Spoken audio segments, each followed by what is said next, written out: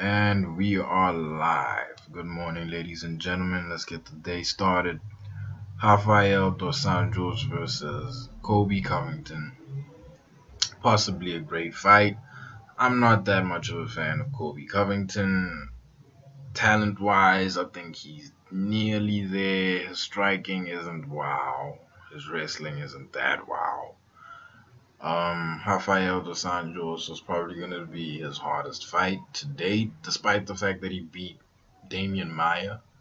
Damian Maya isn't that much of a striker, but his ground game is off the charts compared to RDA. RDA is a better striker. His jiu-jitsu is not as good as his grappling isn't as good as Damian Maya, but as an all-round fighter, I don't think Kobe is gonna walk through Rafael.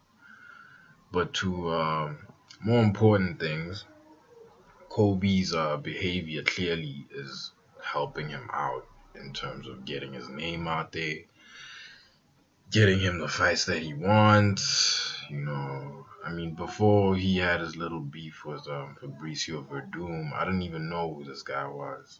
You know, but now clearly being a troll in the UFC helps. It helps you get what you want to a certain extent.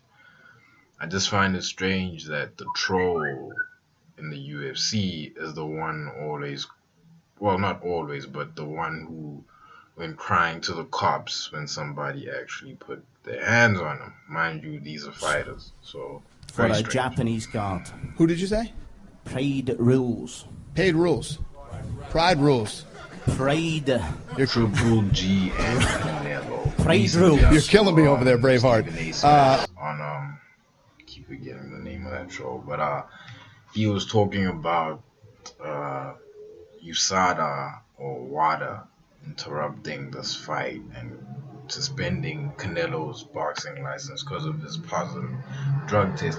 Listen, to me, it sounds like Canelo tested positive and these were trace amounts of clenbuterol, right?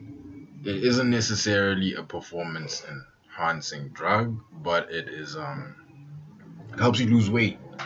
Cool, whatever.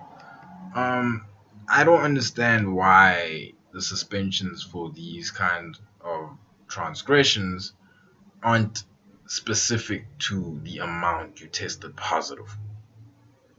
That's what I don't understand. Why isn't it that you can get suspended for a certain amount of whatever is banned, provided that it pops up on a drug test, right? As opposed to you just being banned because that substance was in your bloodstream, was found wherever within you. I really don't understand why combat sports doesn't apply their suspension and disciplinary measures according to what you do and what is found in you. I don't understand why they have to politicize things that in essence they always mess up. For instance, the Canelo and Triple G decision. That woman who said that Canelo, took it to Triple G, that woman shouldn't be a judge in boxing.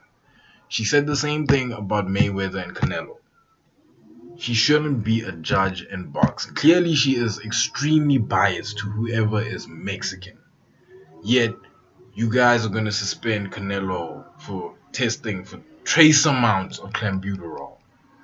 I really don't understand the logic behind the disciplinary action that combat sports chooses to take on their athletes. I don't understand why it's not more scientifically based. I don't understand why the people who govern the sport, the mixed martial arts in general, any kind of martial arts, I don't understand why these people, they're not more in tune with what's happening in the sport. You know, that's just my opinion. Like, comment, subscribe, and I am out.